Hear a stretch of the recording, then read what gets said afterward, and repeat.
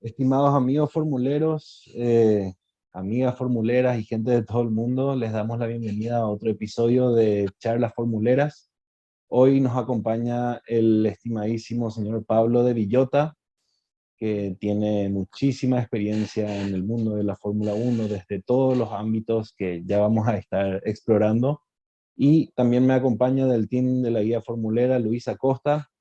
¿Cómo estamos, don Pablo? ¿Todo bien? Todo muy bien por aquí, con bastante frío por aquí ahora por Madrid. Por Madrid, exactamente. ¿Y qué tal pasaron el año nuevo? Bien, bien. Aquí con todos los problemas que hay por todo el mundo, pero bien, que aquí seguimos, que eso es lo importante. Exactamente. Luis, ¿qué tal? ¿Cómo estás? Buenas tardes, realmente un placer estar en esta edición de la charla pública ya como parte del equipo, ¿verdad? Acá totalmente lo opuesto para pasarle el dato a Pablo. Muchísimo calor acá en el hemisferio sur. Y bien dentro de todo, segundo sábado del año y listo para poder conversar con alguien con una experiencia vasta en el deporte, no solo en la Fórmula 1, sino también en el deporte motor en general. ¿Te parece? Empezamos con tus preguntas, Luis.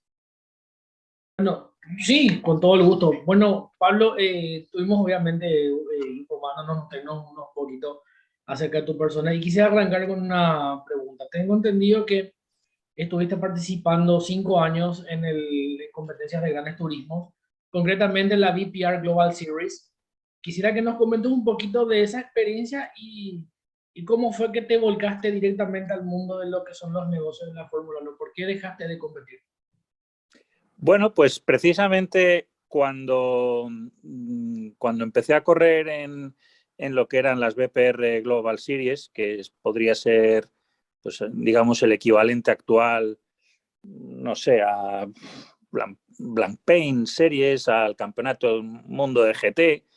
Bueno, era ya una competición de mucho nivel, era un poco lo que se tenía que correr si querías estar en las 24 horas de Le Mans.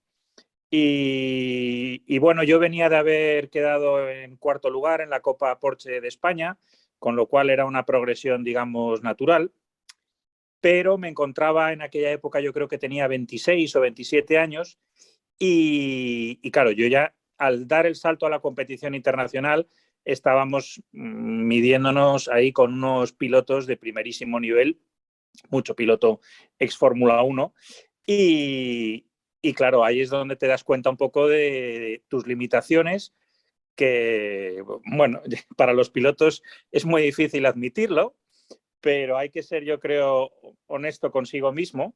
Y yo me di cuenta que a los 26 años que tenía en ese momento, para alcanzar un nivel de ese calibre, para estar en las 24 horas de Le Mans, bueno, pues tenía que dedicar el 100% de mi vida a eso. Y no era posible, porque claro, yo lo de ser profesional no era una cosa posible, porque claro, era siempre la mezcla esta que tienes entre buscar dinero para poder correr y luego para vivir. Y entonces, pues bueno, pagué, digamos, un poco el precio de haber empezado muy tarde a competir, porque solo pude empezar a competir cuando me lo pude pagar, ¿no? Porque mi padre no solo no me ayudó, sino hizo todo lo posible bueno, no por no ayudarme, sino por casi ponerme trabas, pero yo creo que es el mejor regalo que me hizo mi padre, porque eso es lo que me propició que yo luego pues me diera cuenta que donde verdaderamente iba a tener futuro en el mundo de la competición era más en la cuestión de los patrocinios, porque sí es verdad que yo había alcanzado un cierto nivel, bueno, pues porque era capaz de conseguir unos patrocinadores que pilotos con mucho más palmarés y pedigrí que yo, pues no conseguían. Y algo que molestaba un poco a alguno que otro. Y entonces yo dije, bueno, pues, oye, si a lo mejor tienes más virtud a ese lado de la competición que al volante, por las razones que sea, pues oye, vamos a dedicarnos a eso. Y a partir de ahí, pues es cuando dejé de competir con efecto inmediato. Es de eso que un día que se te abren los ojos, ¿no? Y dices, yo donde tengo futuro en el mundo de las carreras, va a ser más en todo lo que es la parte de marketing y comercial y todo esto. Ahí volví a abrir el audio. Sí, veo que eso también responde a otra pregunta que iba a hacer, que tiene que ver justamente con el patrocinio, pero ya fue respondida de antemano, que me permito citar que es básicamente un pilar más que fundamental, es, digamos, el inicio a ciertas edades de la competencia, ¿verdad? Pero no, creo que depende mucho de la situación y los contextos, ¿verdad? Los que se diga, ¿verdad? Lo que me lleva a una última pregunta de momento, antes de cederle la posta a Norman y también seguir participando continuamente, es, suponiendo que no hubieses dejado la competición en ese corto tiempo, después de esos 5 años, ¿en qué otras categorías hubieses querido incursionar como piloto de haberte mantenido en esa senda? Bueno, hubiera seguido en el mundo de los GTs porque mi ilusión era haber competido. O sea, el objetivo que yo tuve siempre, aunque, bueno, por familia, mi tío Emilio participó en Fórmula 1, a mí la competición que siempre más me llamó la atención y yo tenía entre ceja y ceja era correr en las 24 horas de Le Mans. Entonces, todo lo que hubiera permitido haber llegado a cumplir ese sueño de participar en las 24 horas de Le Mans, pues es lo que hubiera hecho. Además es que Le Mans tiene esa particularidad que, aparte de que por supuesto hay pilotos extraordinarios, pero bueno, esos pilotos que, como era mi caso, por distintas razones habían empezado muy tarde en la competición, que yo empecé a competir con 20 años, que eso es tardísimo, pero sin embargo siempre hubo en Le Mans ese perfil de piloto que por distintas razones había tenido que empezar más tarde y que, bueno, pues que si tenía cierta habilidad para conseguir patrocinios y todo esto, bueno, pues oye, el mismo Paul Newman, acordémonos, el actor que llegó a acabar segundo en las 24 horas de Le Mans. Yo no me voy a comparar ni física ni deportivamente con Paul Newman, pero sí que siempre te decía que decir, oye, en Le Mans, a la diferencia de la Fórmula 1, se puede llegar a correr con 30, con 35, con 40 años, no es problema. Y cosa que en Fórmula 1 ya incluso hace ya muchos años, pues ya si debutabas más allá de los 23, 24, pues empezabas a estar ya muy madurito, ¿no? Así que bueno, pues eso es un poco al final las circunstancias que por la vida te llevan de un sitio a otro, ¿no? También coincidió que mi patrocinador en aquella época, pues me di cuenta que le daba bastante igual lo que eran mis resultados deportivos. Yo siempre que iba con toda mi ilusión ahí, oye, mira, hemos quedado aquí en esta carrera, hemos hecho podium, hemos hecho una pole position, tal, le daba igual. A él lo que le gustaba era todas las otras cosas que hacía fuera del circuito que le daba mucho rendimiento. Y me empezaba a pedir cosas que no tenían que ver con mi actividad deportiva. Pero dice, bueno, tú esto me lo vas a hacer muy bien, patrocinaban cosas del Rally Dakar, y entonces, bueno, pues al final dices, le da igual lo que yo hago de piloto, lo que le intereso es para todo lo que es la cuestión del marketing. Así que, bueno, como tantas cosas en la vida, yo creo que te va llevando de un sitio a otro las circunstancias, ¿no? Exactamente. Sí, No, la vida tiene, todo. sí, como decía, la vida tiene esos casos, ¿verdad? Repasando brevemente, así a grandes rasgos, tu carrera en lo que pude leer, ¿verdad? Fuiste piloto, organizador de carreras, piloto de coche de rescate del Mundial de Rally, periodista, responsable de patrocinio de Santander para la Fórmula 1. ¿Cuál de esos trabajos fue el más difícil y por qué? Pues yo diría que el de periodismo. Yo le tengo muchísimo respeto a la profesión periodística.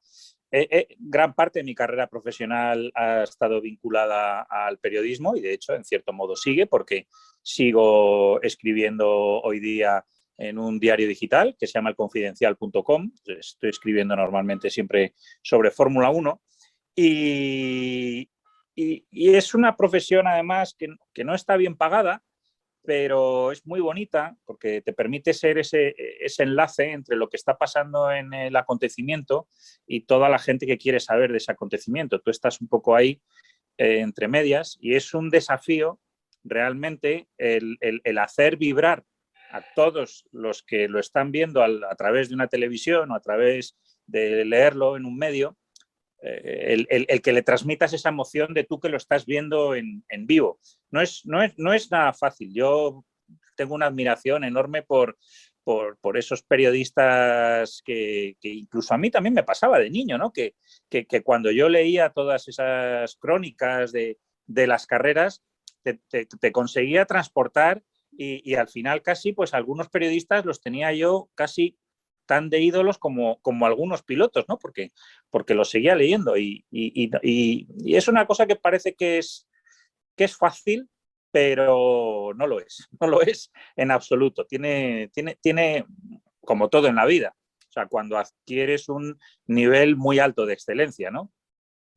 Totalmente de acuerdo, ¿no? Y compartimos también esa profunda admiración por personajes de esa rama del deporte, como para citar nomás así rápido, el gran Murray Walker, que fue una leyenda dentro del deporte y nunca participó de una carrera, pero todo el mundo conoce su nombre y todo el mundo sabe quién es y lo que aportó al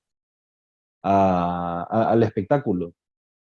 Pero fíjate, Eh, comentas una cosa muy interesante. Murray Walker tuvo la inteligencia de, al no haber competido él, ser consciente de sus limitaciones y de que le faltaba lo que es ese contrapunto de lo que sabe de verdad alguien que ha estado detrás de un volante.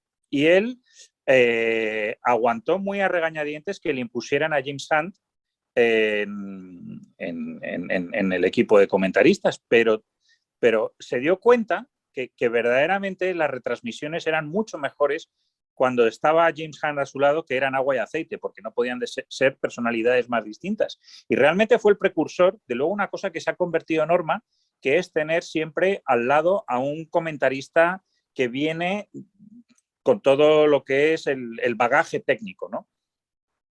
sí, siempre es importante escuchar y hablar con las personas que saben. En cuanto a lo que ya fue tu, la función que resalté como última, específicamente trabajaste en el Banco Santander como responsable de patrocinio en la Fórmula 1. ¿Cuáles eran las funciones que conlleva ese cargo y qué fue lo que más te sorprendió cuando entraste a ese puesto o a ese negocio?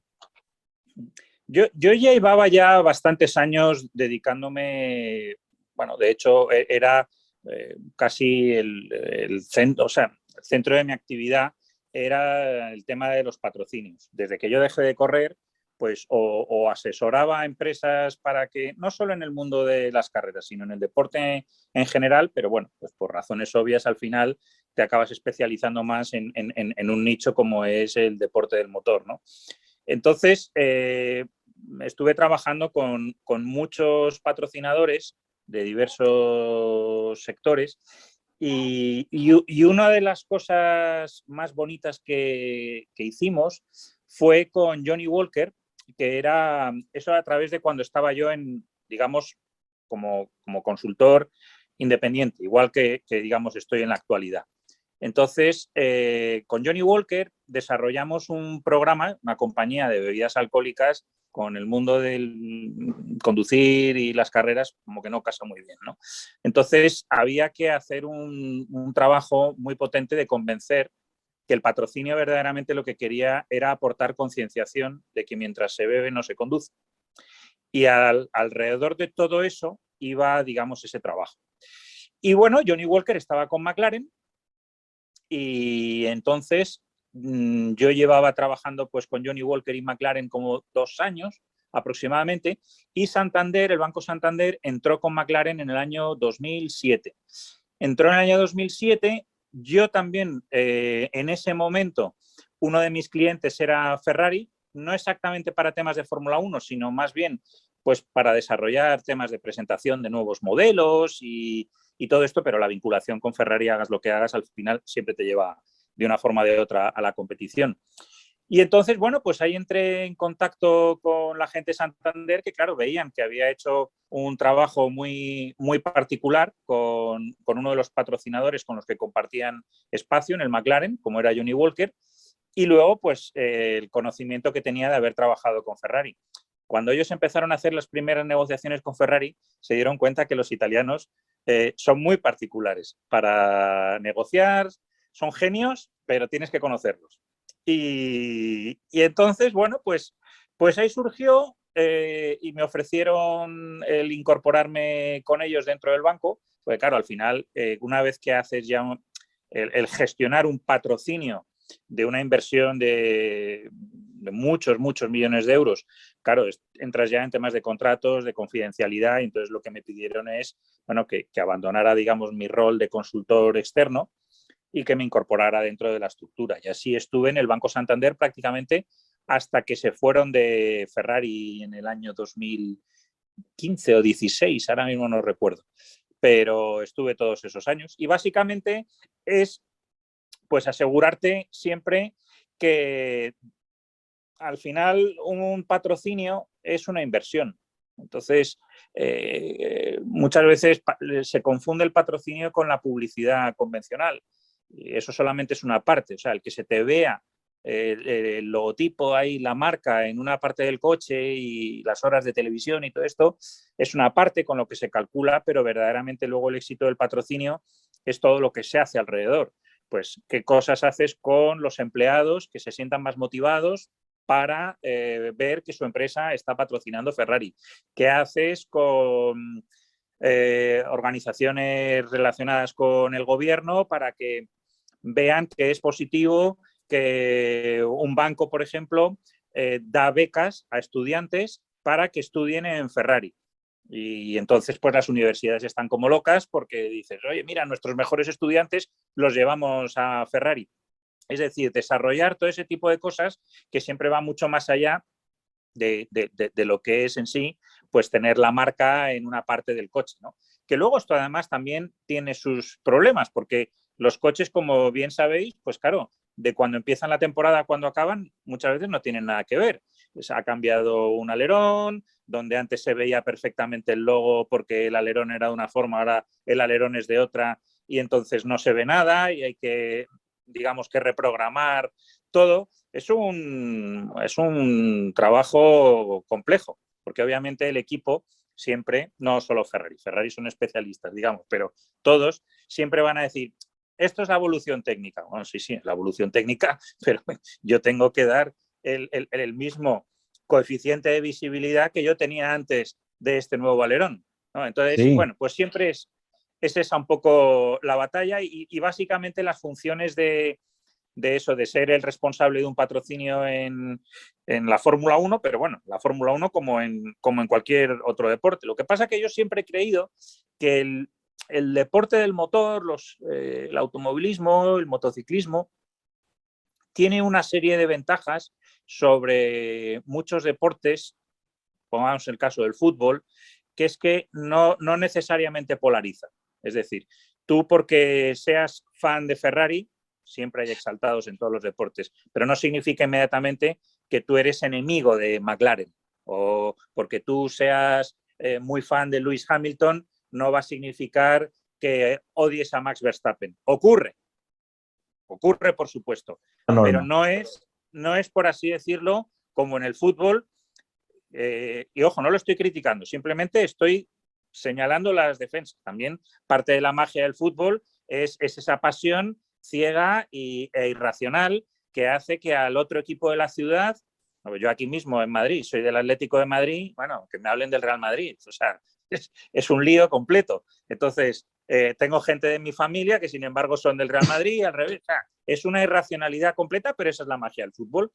En la Fórmula 1 eso no ocurre tanto y eso hace que para un patrocinio sea mucho más flexible, porque no tienes esa circunstancia que si de pronto eres patrocinador del Real Madrid, nadie te va a comprar en Barcelona, por poner un ejemplo aquí de España, pero eso ocurre en todos los mercados. En vuestro país ahí tendréis también seguro una rivalidad de estas terrorífica entre dos grandes equipos, como pasa en todos los países, ¿no? Entonces, bueno, pues eso es un poco lo que siempre hay que tratar en el deporte en el que estés, tratar de sacar siempre sus principales virtudes.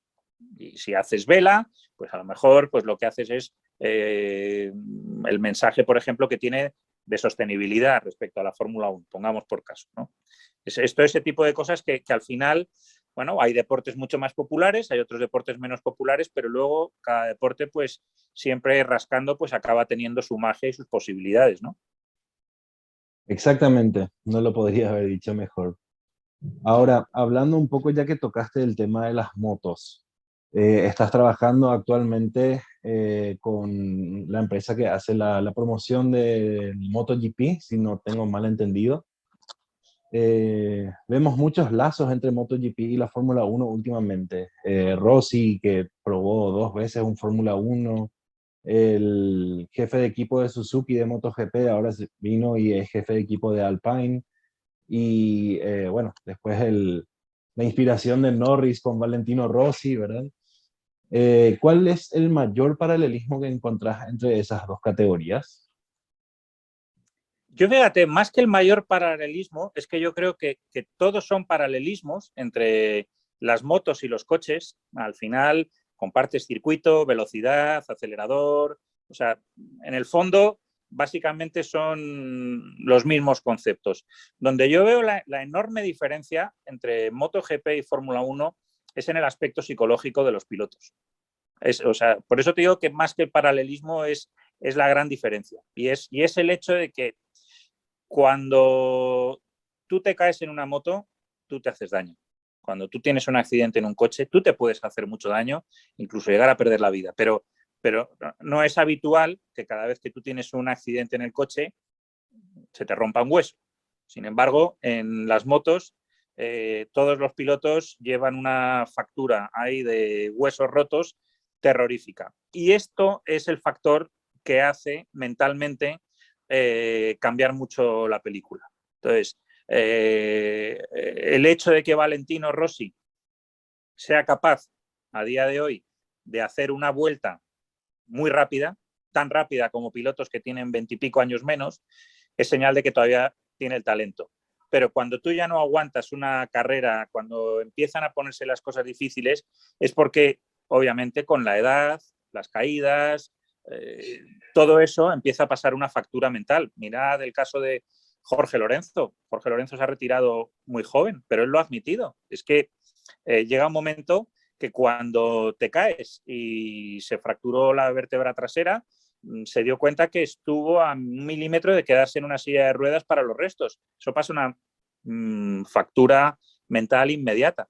Ahora, claro, Valentino Rossi sabe que correr en un Ferrari en GTs, sí, puedes tener ese accidente. Claro que te sigues jugando un poco el físico y tal, pero no tiene nada que ver.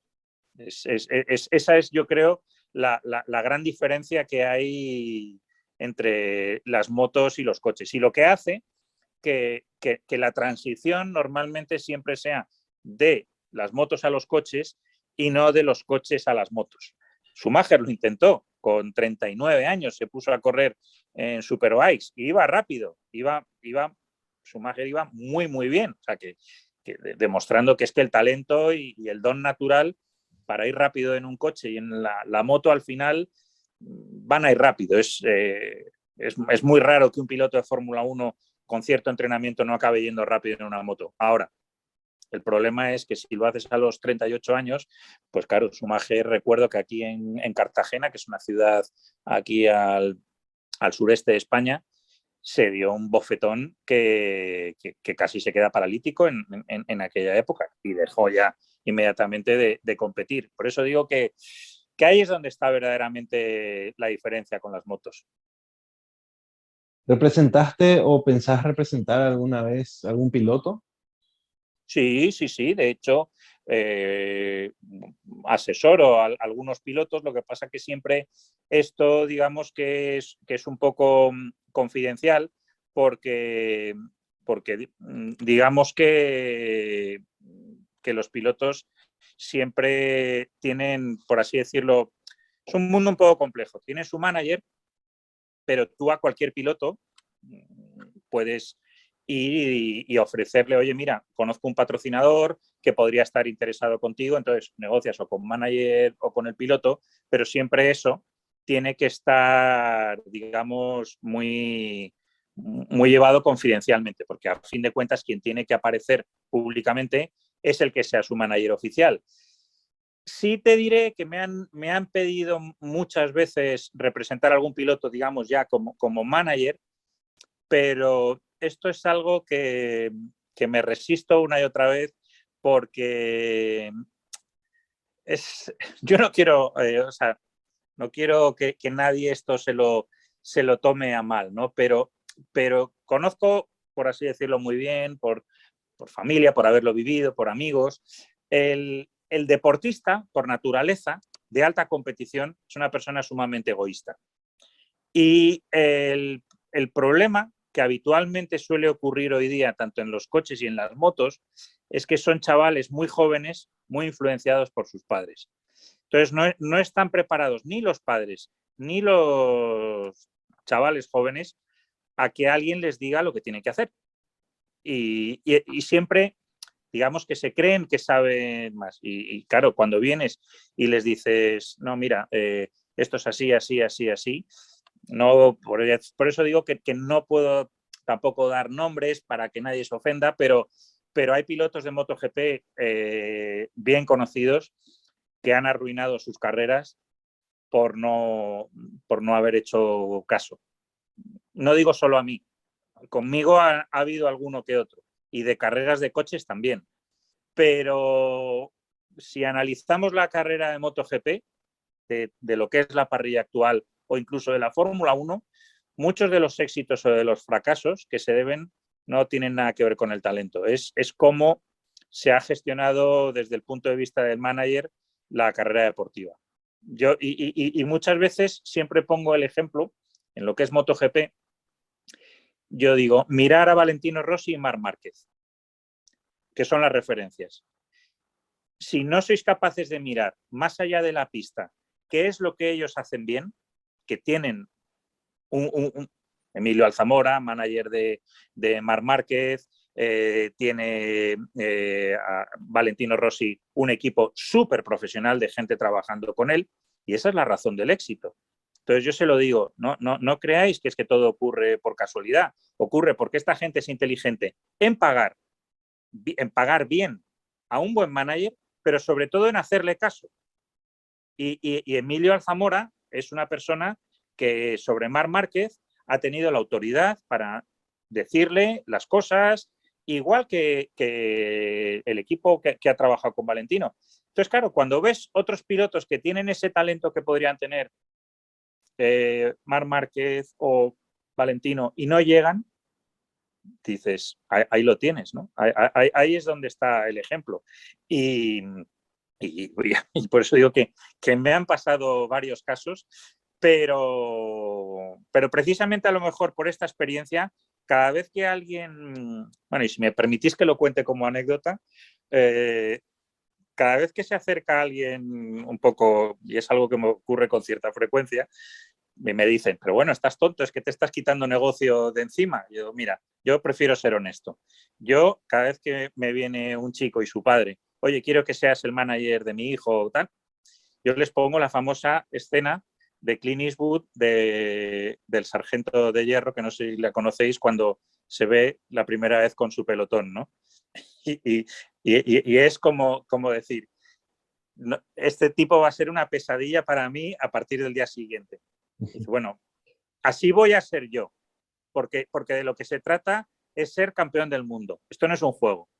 Y si jugamos a ser campeones del mundo, aquí no caben distracciones. O sea, aquí tiene que haber, pues como cuando lo que dice Clint Eastwood en la película, yo no quiero que en la guerra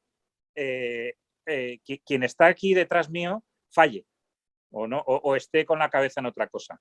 Entonces, es un ejemplo un poco brusco, pero es para que la gente entienda que cuando quieres de verdad llegar a ser campeón del mundo, O sea, olvídate de cualquier otra cosa. Tu vida es absolutamente esto y no hay nada más.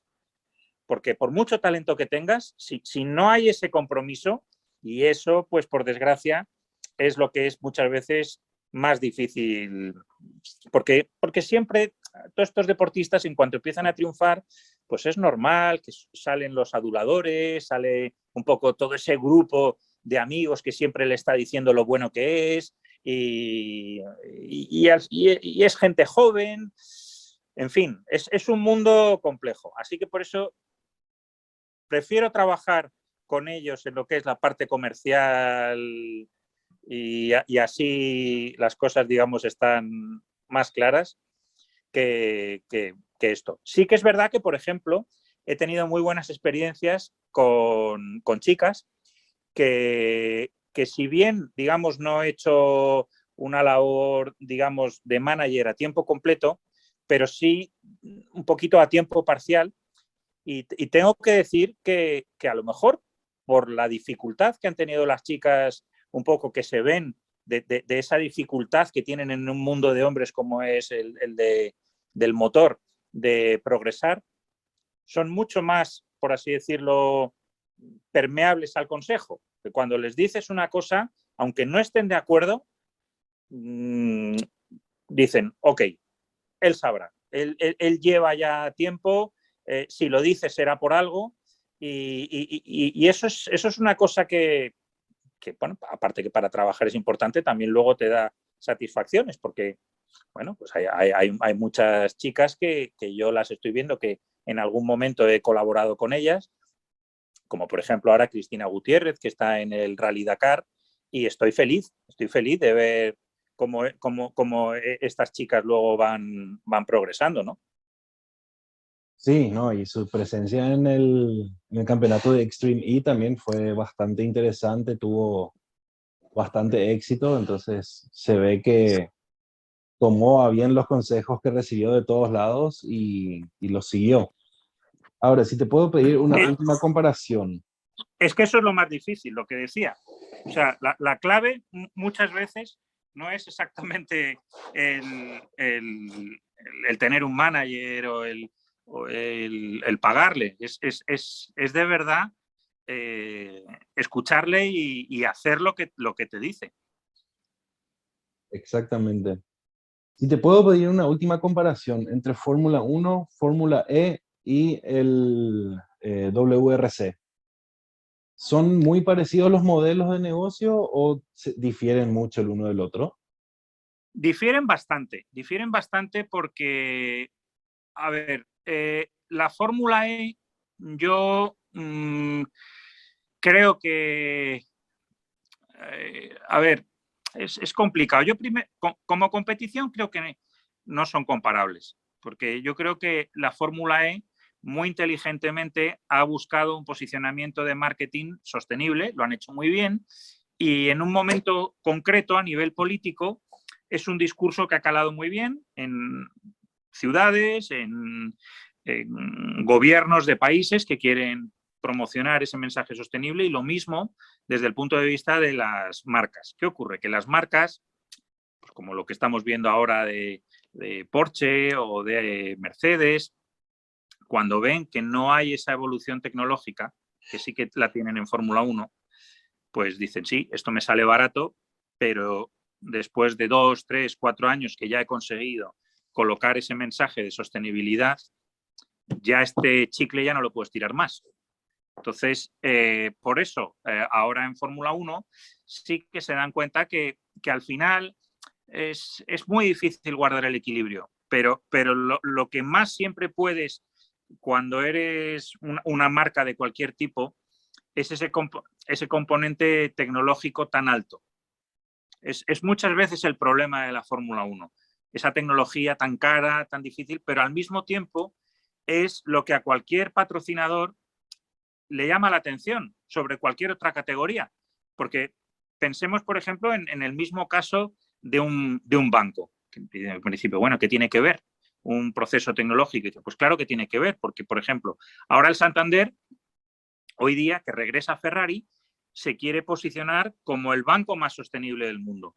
Entonces, como ellos están dando cuenta que la Fórmula 1 es el principal banco de pruebas, aunque en teoría parece que dice, bueno, si es que es contaminante, gastan gasolina, sí, es contaminante, pero es un laboratorio de investigación y desarrollo de tecnologías que realmente favorecen a un mundo mucho más sostenible, pero no solo en lo que es la propia, digamos, movilidad. Hay casos que se aplican a la agricultura, a la medicina, de miles. Entonces, si no tuviera ese componente tecnológico tan grande que hace que la monitorización, por ejemplo, de un enfermo en un hospital tenga mucho que ver con sistemas derivados de la telemetría de los coches, no tendría una historia que contar un patrocinador potente en este sentido respecto a cualquier otra categoría. Y ese es el problema que se puede enfrentar ahora la Fórmula E, que a ver cómo, digamos, reinventa ese discurso en el sentido de decir, bueno, ya lo hemos dicho, ya hemos dicho que sí, que la movilidad eléctrica, las baterías, pero ahora tienen que buscar a ver si hay algo más. Si hablamos de los rallies, los rallies es otra dinámica completamente distinta. Yo identifico mucho más los rallies desde el punto de vista, digamos, de mercadotecnia, con lo que puede ser una vuelta ciclista, un Tour de Francia. Al final, lo que te permite el rally es que das a conocer un país, salen imágenes de ese país, estás vendiendo más, aunque en cierto modo lo que hay detrás de que Arabia Saudí ponga su circuito ahí en Jeddah y se vean esas imágenes, o Singapur lo saque desde arriba, eso le vale más para una ciudad. Pero cuando quieres promocionar un país, siempre te funciona mucho mejor un rally o una región, porque al fin de cuentas estás en esas imágenes que se están retransmitiendo y esas tomas impresionantes que ves con el helicóptero y todo esto, es una cosa, a la hora de venderlo, más un poco de país. Y luego, desde el punto de vista del público, también, por así decirlo, es un evento pues más popular, que va pasando por distintas poblaciones, distintos sitios. Bueno, se ha reducido mucho ese componente en los rallies, pero de una forma u otra sigue existiendo, ¿no? Entonces, bueno, esa fue la razón también un poco del Dakar, que pasó sus años ahí en América. Era una gran oportunidad, pues para todos los países ahí en América, que el Dakar pasaba, pues bueno, pues es un escaparate que lo estás viendo en todo el mundo y de pronto la gente dice, oye, pues fíjate, es bonito ese sitio, no me lo imaginaba así. Si no tienes una experiencia tipo un Dakar, pues normalmente es más difícil verlo, ¿no? Así que yo creo que ahí son principalmente las diferencias. Por eso, cuando muchas veces dicen, no, es que hay que reducir los costes de la Fórmula 1 radicalmente y poco más o menos que la propuesta que se hace es que fuera un campeonato casi monomarca, o sea, como que casi todos compitieran con los mismos coches y compartieran elementos y todo esto. Y entonces, bueno, eso ya lo tienes, es la Fórmula 2. La Fórmula 2 básicamente es eso. Nunca tendrías... entonces, al final, donde tienes que tirar siempre es en ese equilibrio de que no sea horriblemente, exageradamente caro, pero que al mismo tiempo se venda lo que es, como decir, no hay un laboratorio de tecnología en el mundo del deporte a nivel global que ni de lejos se le acerque a la Fórmula 1. Entonces, es muy difícil lograr ese equilibrio, pero es lo que tiene que hacer la Fórmula 1 siempre, si no, no existiría. Estamos totalmente de acuerdo, Pablo. Bueno, te agradezco mucho por tu tiempo. No sé, Luis, si te quedó alguna consulta en el tintero, algo pendiente. Consultas en sí mismas, no, pero sí también es tener mis agradecimientos a don Pablo por cedernos tu tiempo, ¿verdad? Y conversar un poquito con nosotros, ¿verdad? Acerca de tu experiencia y dentro de todo, yo personalmente me quedo bastante contento con los comentarios respecto a la anécdota de una categoría interesante como lo fue en su tiempo la VPR Global Series, que bien dijiste, vino en los campeonatos de Grande Turismo, el defunto campeonato de GT1, hoy ya convertido en una serie completamente GT3 que se está volviendo bastante interesante sin más, y eso, conocer un poquito más acerca de gente bastante experimentada que tiene muchísimo que aportar y nada más que eso. Más que un cordial abrazo de mi parte, Pablo. Nada, un placer estar aquí con vosotros al otro lado del océano y que nada, muchos éxitos para vuestro programa. Muchas gracias, Pablo, y muchas gracias a todos los que se quedaron hasta esta parte de la charla. No se olviden de suscribirse y seguirnos en todas las redes sociales. Muchísimas gracias.